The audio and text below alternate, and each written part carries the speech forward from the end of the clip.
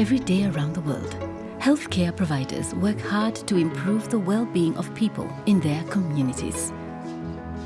But they often lack access to the latest expert advice to support their efforts. Project ECHO is working to change that.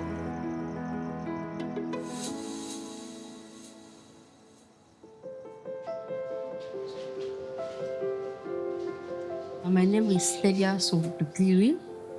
I'm 34 years old, a mother of 4, and today we are in Matero, Lusaka, Zambia. This is my home. I noticed that my baby was having difficulties in thriving, and she was also having persistent fever, coughing for quite some time. They would give her some meds, but they were not working out until one of the doctors from the hospital recommended that we see Dr. Manzi. Project ECHO supports healthcare professionals like Dr. Manzi to diagnose and treat patients through ECHO hubs. These training centers connect providers in underserved communities to teams of experts and peers in an all-teach, all-learn virtual network.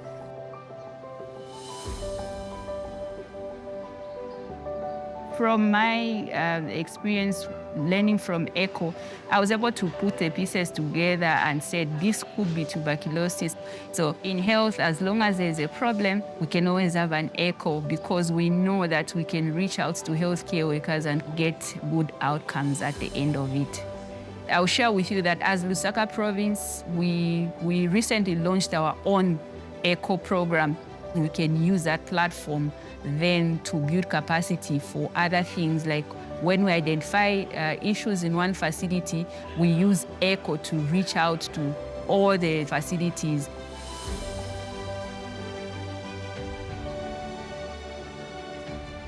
When we expanded, we thought that this platform really can be used in many disease entities. So that's how we now moved just beyond the HIV, TB, to reproductive health, cancer diseases, mpox, COVID, cholera, even other diarrheal diseases, including the antimicrobial resistance.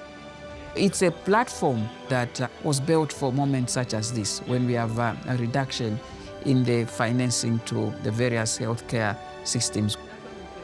Project ECHO supports healthcare providers to address a wide range of challenges in their communities. One program, Teach AMS, builds local capacity to address the problem of antimicrobial resistance, which contributes to millions of deaths worldwide every year.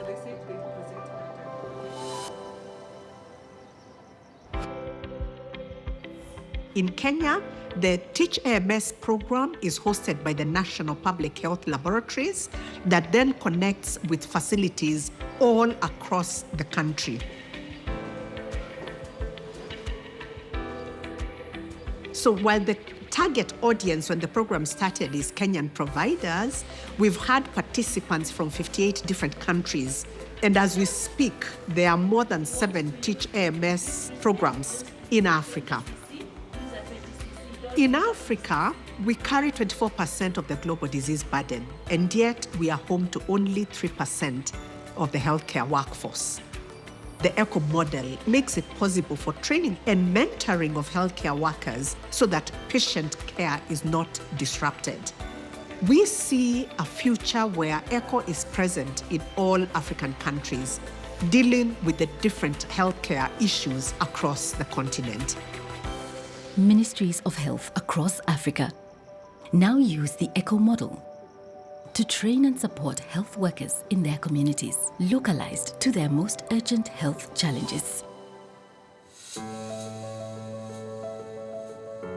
Côte d'Ivoire is a country that hosts an ECHO super hub, a hub that's able to train other ECHO hubs. They also run ECHO programs that are in French, so making ECHO more accessible to French speakers across that part of Africa. Lorsque la pandémie à Covid-19 est arrivé en Côte d'Ivoire et à travers ECHO, nous avons bâti un curriculum de formation pour former 10 000 prestataires en un mois à travers tout le pays. Il faut dire que ça a été un moment formidable et unique qui montre la puissance d'ECHO pour tacler une menace majeure de santé publique telle que la COVID-19.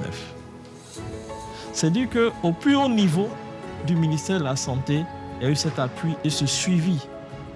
Donc mon rêve est que dans tous les pays d'Afrique francophone, et surtout que ces professionnels partagent entre eux leurs expériences pour améliorer au quotidien leur pratique.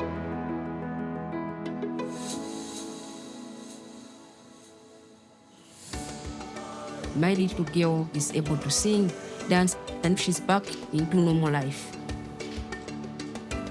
It helps a mother to have hope that their child can be returned back to their good health and actually attain their dreams later on.